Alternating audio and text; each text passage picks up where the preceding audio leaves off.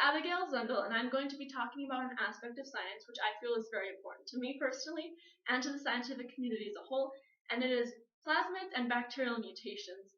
And first I'm going to touch on plasmids. Plasmids were discovered in the early 1920s when scientists were studying bacterial conjugation, and they were wondering how these bacteria colonies could have the same traits but not have the same mother cell.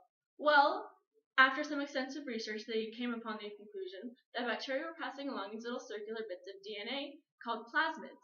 Plasmids were either taken up into the cytoplasm or directly into the nucleoid by enzymes that would cut at the same sites on the plasmids, therefore allowing them to attach and become kind of an extension, therefore allowing the bacteria to express the gene.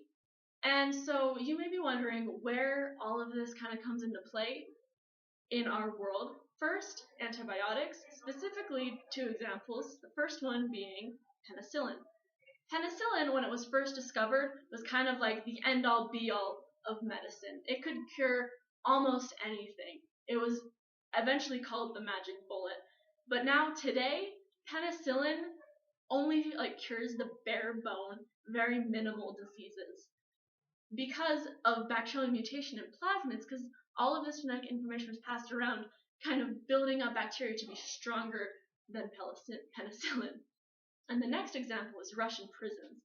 The Russian prison guards would be giving their inmates antibiotics. And they'd be okay for a while, they wouldn't be sick.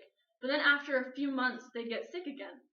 And they were wondering why. And eventually, they figured out that the bacteria were passing around plasmids and mutating to be stronger and more efficient than the antibiotics. And the medicine couldn't keep up.